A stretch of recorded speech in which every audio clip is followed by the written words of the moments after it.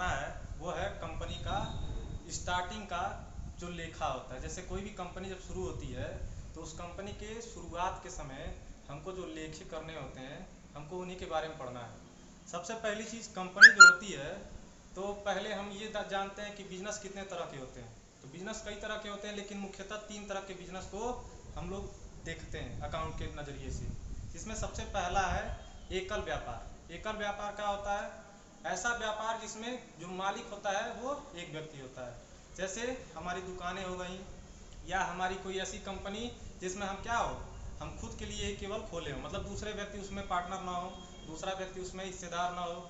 दूसरा होता है पार्टनरशिप। पार्टनरशिप क्या होता है? जिसमें 2 या 2 से अधिक लोग मिलकर किसी व्यापार को चलाते हैं, लेकिन उसमें जो मात्रा होती है सदस्यों की वो एक सीमित होती है। जैसे हमारी जो मिनिमम संख्या है वो तो 2 होगी, लेकिन मैक्सिमम निश्चित होती है कि 20 से अधिक पार्टनर हमारे पार्टनरशिप फर्म में नहीं हो सकते। लेकिन जो कंपनी होती है, कंपनी में क्या होता है, उसमें मिनिमम की संख्या तो निश्चित होती है कि मिनिमम हमारे सदस्य जो होंगे, अगर प्राइवेट कंपनी है तो वो 2 होंगे, पब्लिक कंपनी है तो 7 होंगे।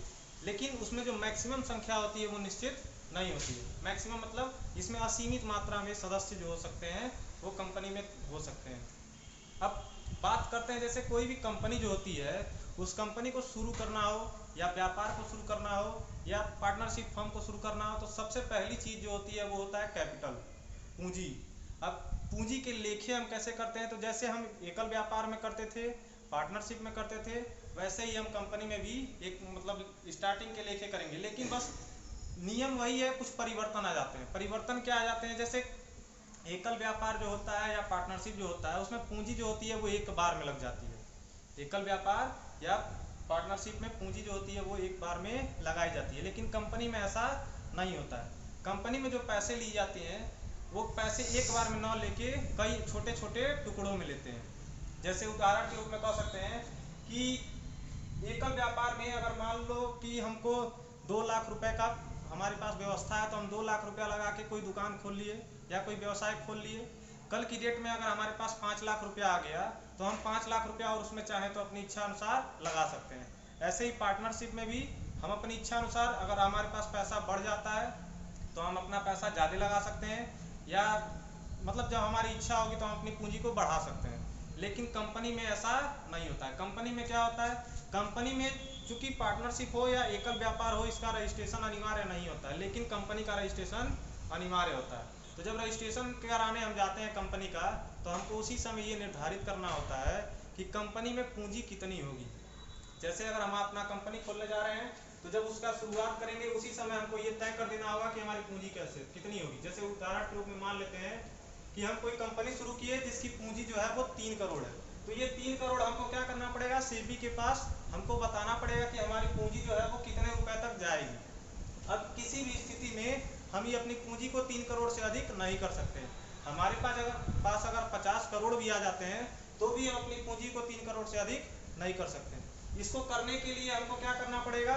जैसे कोई संविधान बनता है, सरकार जो कानून बनाती है, तो कोई कानून बन गया, अब उस कानून का पालन होता है, लेकिन अगर उसमें जरूरत पड़ने पे हम कुछ क्या कर सकते हैं? संशोधन कर सकते हैं। वैसे ही इसमें भी हमको क्या करना पड़ेगा? सेबी के पास जाके और अपने जो सीमा नियम या पार्षद नियम है उसमें परिवर्तन करने पड़ेंगे। अपनी इच्छा अनुसार हम इसकी पूंजी को बढ़ा नहीं सकते हैं। अब हमको करना क्या होता है? जैसे ये जो 3 करोड़ लगाना है, ये 3 करोड़ एक बार में नहीं लगाना होता है। एक बार में क्यों नहीं लगाना होता है? जैसे हमको कोई भी कंपनी मान लीजिए शुरू करना होता है, तो कंपनी की जो पूंजी होती है वो हम मानते हैं कि 0 है। एक भी रुपए की पूंजी कंपनी के पास नहीं है। अब जब कंपनी के पास एक भी रुपए की पूंजी नहीं है, तो कंपनी को व्यवसाय शुरू करने के लिए सबसे पहले जरूरी क्या होगा? जमीन। अब कंपनी को अगर जमीन चाहिए तो ऐसा तो है नहीं कि कंपनी एक ही दिन में जमीन अपना खोज लेगी। कंपनी को जमीन खोजने के लिए भी क्या लगेगा? कुछ समय लगेगा। तो मान लेते हैं कोई कंपनी है जिसको अपनी पूंजी जो है वो 50 लाख रुपए लगा के और अपना व्यवसाय चलाना है। कंपनी क्या करती है? 50 लाख रुपए का इस्तेमाल एक बार में नहीं करती है। जैसे पहले उसको जमीन खरीदना है, तो मान लेते हैं कि कंपनी को 10 लाख रुपए लगेंगे जमीन खरीदने में। अब 10 लाख जो लगेंगे वो 10 लाख एक दिन में खर्च नहीं होंगे। हम मतलब आमूमन मान लेते हैं कि 1 महीने का समय लगेगा कि हमको 1 महीने में कोई जमीन हमारी मिल जाएगी, उसका रजिस्ट्रेशन वगैरह हो जाएगा। तो यानी हमको 50 लाख रुपए की जरूरत आज की डेट में नहीं है, हमको आज की डेट में केवल कितने रुपए की जरूरत है? 10 लाख रुपए की। वैसे ही अब जब जमीन मिल जाएगी 1 महीने बाद, हम क्या करेंगे? जमीन के ऊपर बिल्डिंग बनाएंगे। तो बिल्डिंग भी एक दिन में बन नहीं जाएगा, उसको भी बनाने में 2 महीने 4 महीने या 6 महीने का समय लगेगा। तो हमको जमीन मतलब बिल्डिंग को बनाने के लिए हम मानते हैं कि हमारा खर्चा जो है वो 10 लाख रुपए का लगेगा। तो जब हमको बिल्डिंग बनाना होगा उस समय हमको बाकी बचे 40 लाख रुपए की जरूरत नहीं है, हमको केवल कितने पैसे की जरूरत होगी? 10 लाख की। इस 10 लाख का इस्तेमाल हम 4 महीने या 6 महीने तक करेंगे, जब तक बिल्डिंग बन नहीं जाती है। बिल्डिंग के बनने के बाद हम क्या करेंगे? मशीन खरीदेंगे। तो मानते हैं मशीन को खरीदने में भी 10 लाख रुपए लगेंगे, उसको भी खोजने में, उसको लाने में, इन सब में भी मानते हैं कुछ समय लगेगा, 1 महीने का समय मान लेते हैं।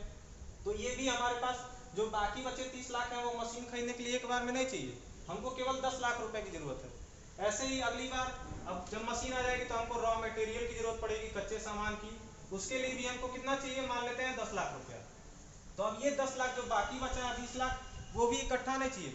कच्चा माल के लिए 10 लाख चाहिए तो हम केवल 10 लाख रुपए ही खोजेंगे। अब बाकी अगर जो खर्चे होते हैं उनके लिए मान लेते हैं कि 10 लाख रुपया और हमारे पास खर्चे लगेंगे। मतलब जो हमारा पैसा लग रहा है वो 50 लाख एक बार में नहीं लग रहा है, कई बार में लग रहा है। तो चूंकि कंपनी जो होती है उसमें जो पूंजी लगती है वो आम जनता देती है। कंपनी में जो पूंजी लगती है वो कौन देता है?